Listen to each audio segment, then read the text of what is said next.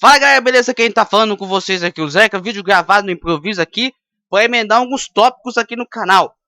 O tópico principal, a gente vai começar a falar de Fórmula 1, aquela promessa que eu fiz de conteúdo milkshake que tá aí agora. A gente vai falar de automobilismo aqui no canal, principalmente no assunto que eu tô pegando no time agora. No momento que eu tô gravando esse vídeo no dia de hoje, foi anunciado que a Liberty Media, a Fórmula 1, renovou o contrato do circuito de Miami até 2041. 2041. 2041.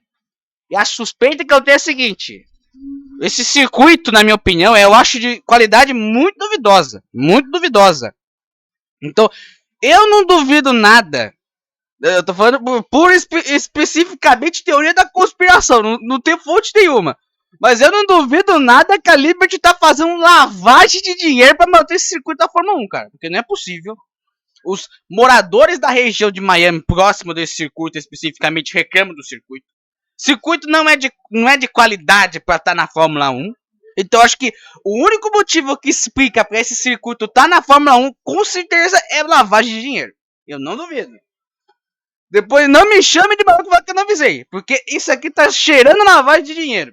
Mas enfim, já que a gente tá comentando um pouquinho de Fórmula 1 aqui no canal, a gente vai comentar um pouquinho sobre as etapas anteriores da Fórmula 1, antes agora do GP de Miami, que vai acontecer agora nesse final de semana. Tô gravando esse vídeo na sexta-feira. Na sexta-feira eu acho que por agora no momento da tarde tá rolando o treino livre, os treinos livres. Amanhã no sábado vão rolar o treino classificatório para definir o grid de lagarta pro domingo. Domingo a coisa vai ser às 5 horas da tarde, no horário de Brasília. Possivelmente vou estar lá no Mais 3 Minutos comentando junto com o Caio. Então fiquem atentos aí.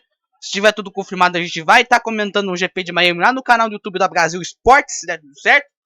Eu mando também na área de comunidade do canal. Mas enfim, comentário especificamente que eu tenho que fazer dessas primeiras corridas.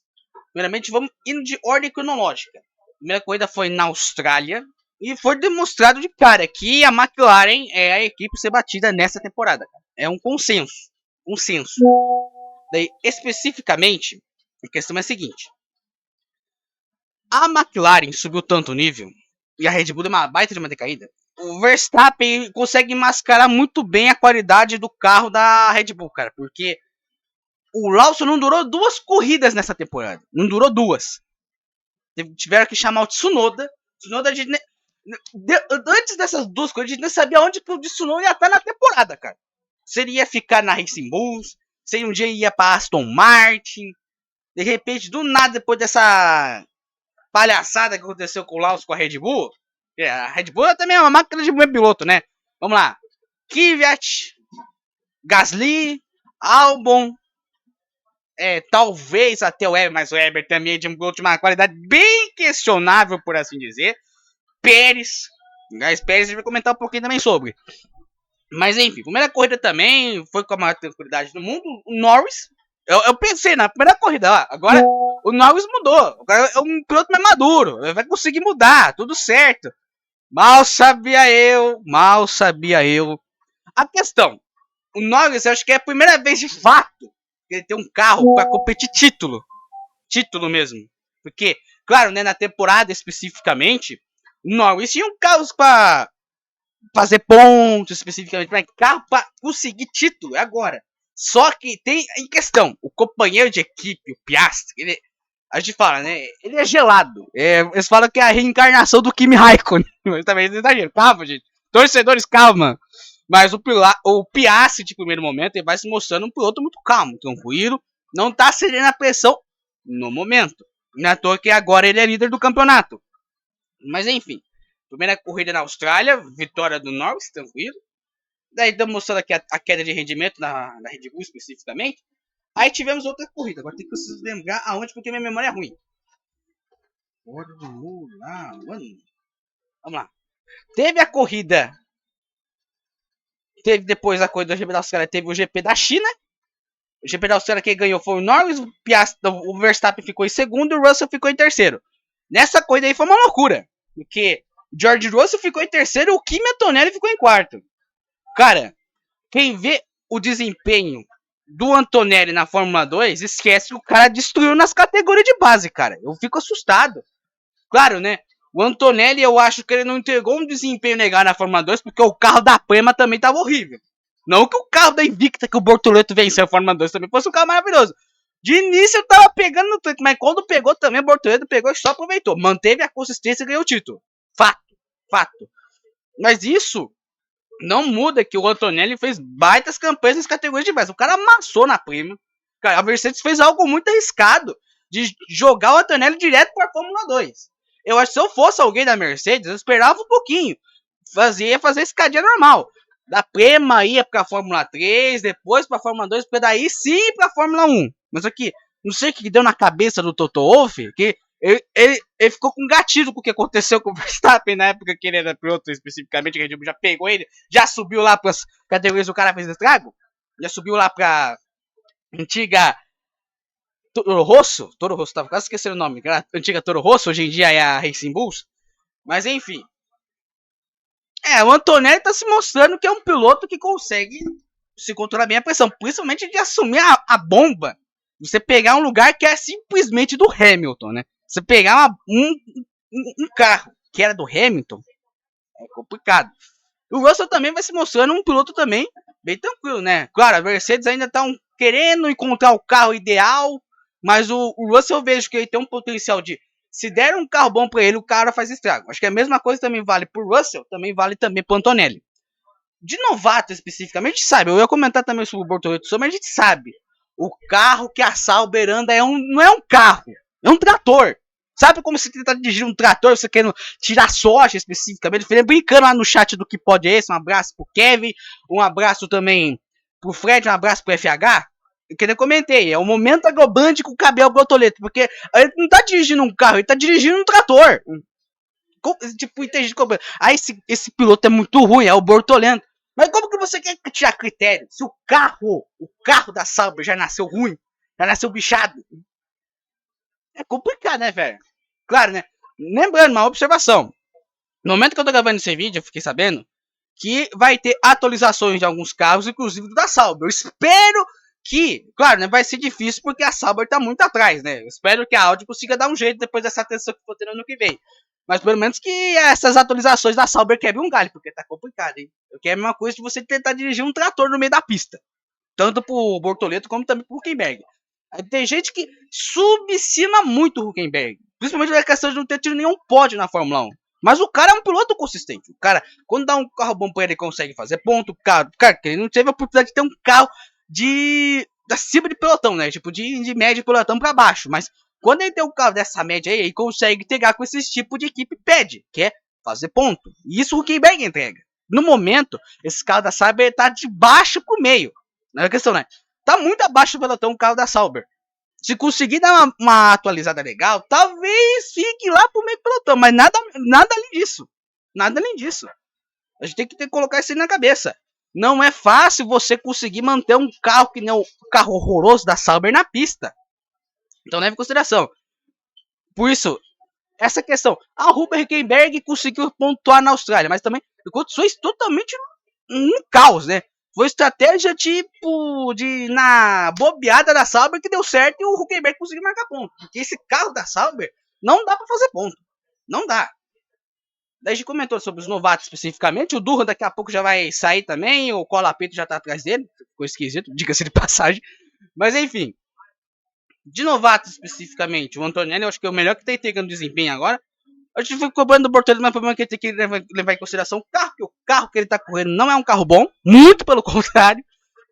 Mas também tem outros pilotos também novatos que entraram na categoria, que são tem que lembrar de cabeça também, o Berman na Haas de vez em quando ele pega um desempenho, mas dá aquela variada. Também o Hadjar. Claro, né? O Hadjar teve aquela infelicidade de já ter batido na primeira largada, né? Foi complicado. O pai do Hamilton também, que foi muita obriedade, conseguiu consolar ele. A gente sabe que é difícil estrear na Fórmula 1, nervosismo bate forte, a gente consegue relevar essa questão do Hadjar. Mas aquela questão, o Hadjar, ele tá começando a categoria assim com outros novatos, assim. Hadjar, o Berman, o Antonelli, o Bortoleto. O Duca nem tanto, né? Apesar de ter corrido na Fórmula 2 junto, mas ele não é tanto novato, por assim dizer. Então, aquela questão, né? O nível se entrega decorrendo do carro que ele tem. Tipo, o Antonelli consegue entregar esse carro legal porque o carro da Mercedes não é um carro ruim. É um carro de meio pra frente de pelotão. A Mercedes tá tentando encontrar um carro. E agora, a questão é a seguinte. Eu não esperava que aconteceu do Lawson ter sido chutado em 2 corridas da Red Bull e ter subido, ter subido justamente o Tsunoda, né? Parece que o Tsunoda estava sendo renegado pela equipe da Red Bull, principalmente pelo Helmut Marko, né? Helmut Marko que é uma figura aqui muito questionável pelas escolhas que ele faz, diga-se de passagem. Mas vamos ver, o Tsunoda, no tempo que ele teve na Race Bulls, ele teve um desempenho muito bacana. Claro, né? Dependia muito do carro da Race Bulls. Alguns momentos a Race Bulls tinha um carro bacana e ele conseguia entregar pontos, que é um carro que é necessário você ter um carro da Race Bulls. O máximo que ele vai conseguir entregar é ponto, nada além de pódio ou vitória, é ponto. Apenas ponto. E isso o Tsunoda consegue entregar bem. Agora na Red Bull, o esquema é diferente. É eu brigar pra cima. É brigar pra frente. Claro, você brigar que nem um cara que nem o Verstappen, que praticamente a equipe é quase feita pra ele, é muito difícil você bater de frente. Mas se o Tsunoda nas primeiras corridas ele consegue manter o equilíbrio bem. Agora vamos ver nas próximas corridas para ver como que vai ser o desempenho dele.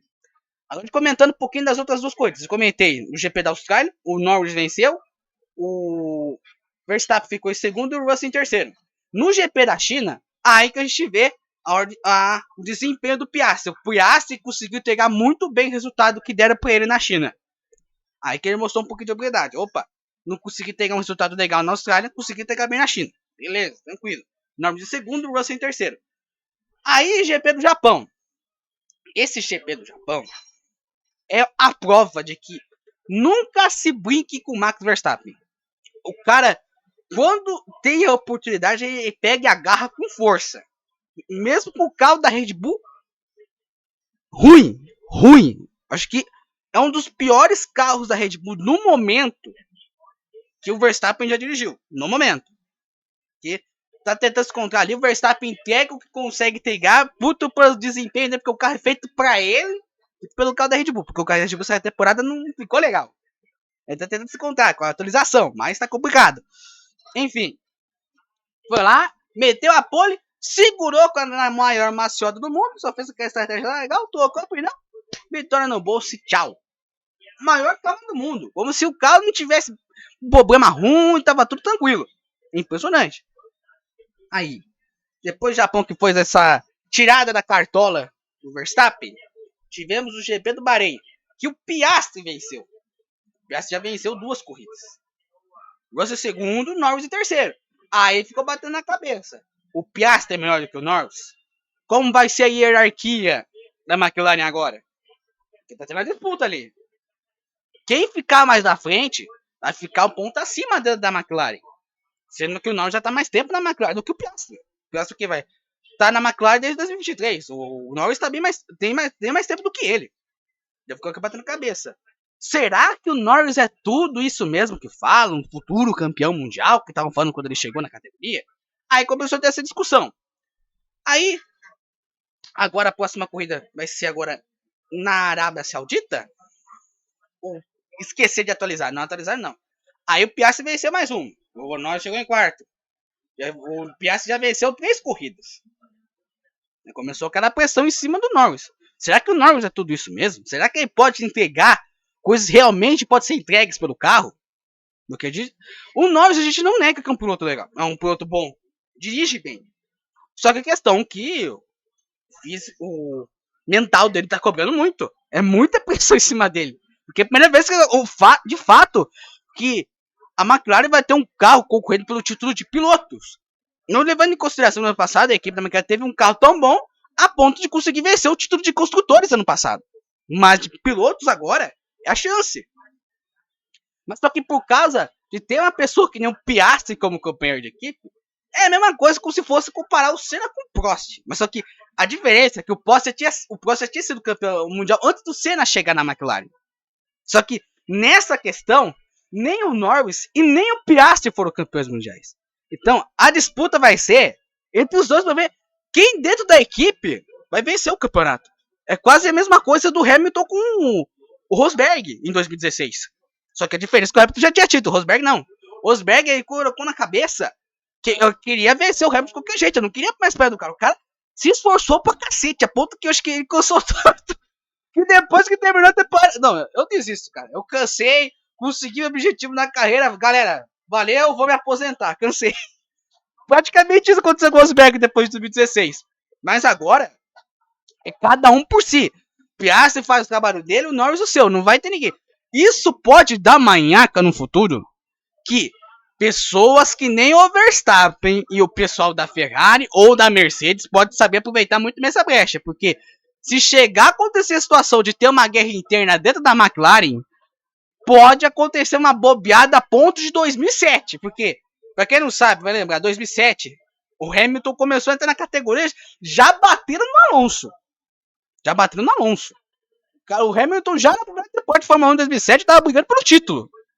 O carro também que chegou com a McLaren também, que naquela época tava brigando por título, né? À toa que ele conseguiu ganhar em 2008 no ano seguinte. Mas, toda aquela briga interna que deu entre o Alonso e o Hamilton acabou prejudicando a McLaren. Isso sem contar o escândalo de espionagem que teve depois, o Spygate, né?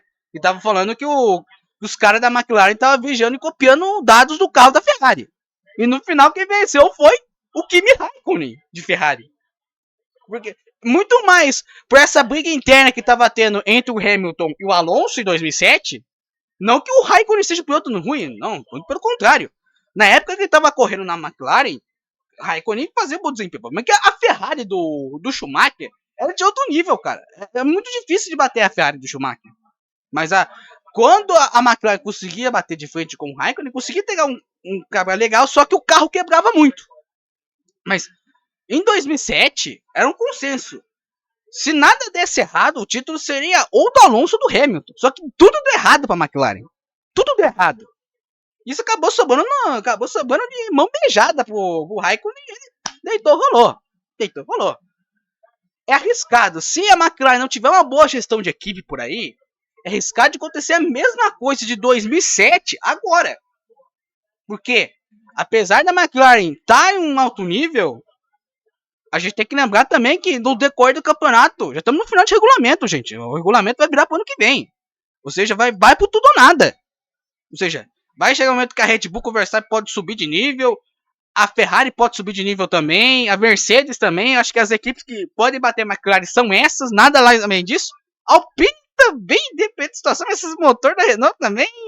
É porque vão tocar pro motor da Mercedes ano que vem. Mas agora no momento ainda que eu tô gravando esse vídeo nessa temporada agora de 2025, a Alpine tá com um motor lascado da Renault. Que motor horrível. Então, eu cravo que se a McLaren bobear, se não saber ter uma boa gestão de equipe entre o Piastri e o Norris, pode acontecer a mesma coisa de 2007 agora nessa temporada, na minha opinião. Mas acho que os caras devem ser precavidos com o ano passado. Então, possivelmente, pode ter certeza, se o Piastri vencer mais uma corrida, o pessoal da McLaren vai dar mais prioridade pro Piastri. O Norris vai se lascar nessa, na minha opinião. Porque não quem comete erros mais de uma vez é burrice. Cometer um erro é normal, agora cometer um erro mais de uma vez é burrice. E se a McLaren fazer isso nessa temporada, vai ser burrice, na minha opinião. Enfim, corrida apenas confirmando, a corrida vai ser o GP de Miami, não, agora vai ser o GP da Arábia Saudita. A Arábia Saudita já foi, agora o GP de Miami. Lembrando, no momento que eu tô gravando esse vídeo aqui, tá tendo os treinos vivos do GP de Miami. GP de Miami. Vai acontecer agora no domingo. Já temos treinos vivos agora que eu estou gravando esse vídeo na sexta. Enfim, minhas considerações. Vai ver que eu vou cravar. Pra mim, eu acho que vai ganhar alguém da McLaren. Eu não vou cravar se vai ser o Piastri ou o Norris. Eu chuto que, por cara conhecer um pouco melhor a pista, eu acho que vai ser o Norris de novo. Inclusive, a primeira vitória do Norris na Fórmula 1 foi justamente em Miami no ano passado. Acho que foi o momento da virada de chave da McLaren. O momento de chave da McLaren. A virada de chave falando que agora sim, a McLaren tem um carro para brigar por título. Foi aí em Miami no ano passado. Agora vamos ver se isso pode se voltar contra a McLaren. Porque vai que acontece a situação dessas atualizações, equipes como a Red Bull, a Mercedes e a Ferrari conseguem encontrar o carro ideal. McLaren rodou. Então vamos ficar atento aqui que o GP de Miami, apesar de não gostar muito da pista, achar uma pista muito travada e ter achado a renovação dessa pista como lavagem de dinheiro por parte da Liberty Media, essa corrida pode ser uma virada de chave, tanto de modo negativo como de modo positivo para essa temporada. Então, é uma coisa que é para ficar de olho, que pode ser uma grande virada de chave. Enfim, não comentei muito, a hora que eu tava sem roteiro para gravar, o vídeo durou mais de 20 minutos. Mas enfim, se você gostou desse papo de asneira que esse vos falou, vai deixando seu like, se inscrevendo no canal. Esse vídeo foi totalmente improvisado, sem roteiro algum, com todas as vozes da minha cabeça falando por mim. Então fica atento aí que a gente vai falar de futebol e automobilismo também em breve aqui também. As nossas lives estão montando conversa de boteco lá no boteco, em breve vão estar voltando também. Então fiquem atentos, beleza? Um forte abraço para vocês e até.